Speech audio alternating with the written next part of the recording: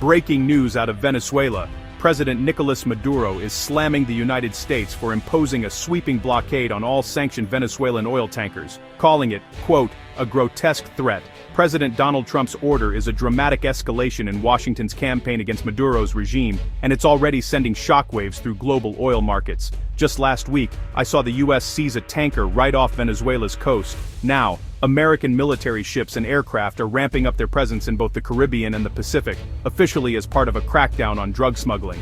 But let's be honest, the timing is no coincidence. The U.S. isn't just flexing its muscles, it's drawing a line in the sand. Now, here's why this matters. The U.S. is Venezuela's second-largest buyer of crude oil, right after China. And while less than 10% of Venezuelan oil actually goes to the States, any disruption sends ripples far beyond Latin America. Maduro's not mincing words. He's accusing Trump of trying to take over Venezuela's resources. In his own words, imperialism and the Nazi fascist right wing want to colonize Venezuela to take our wealth.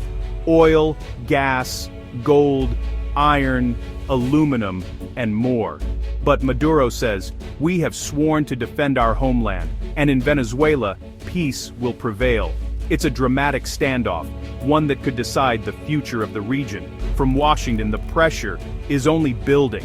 The Trump administration boarded a tanker last week, and Venezuela is now taking its complaints to the UN Security Council, claiming a blatant violation of sovereignty, since the seized vessel was owned by Venezuela's own oil ministry.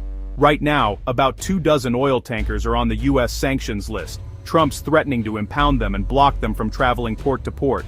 But here's the thing, the details? They're murky.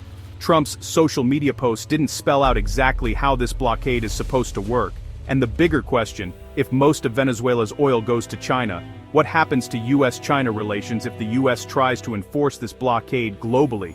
There's an aircraft carrier group, the USS Gerald Ford, stationed in the Caribbean. But in the Pacific, we don't know if there are boots on the ground or just plans on paper. This entire operation, it's raising more questions than answers. And if that weren't enough, Trump has now declared Maduro's regime a foreign terrorist organization on Truth Social. That label usually comes after a lengthy government review, triggering travel bans, asset freezes, and legal blockades. Did that process actually happen?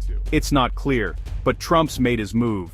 This story is far from over. For the full picture, reliable news and expert insights, don't forget to subscribe to Alizar.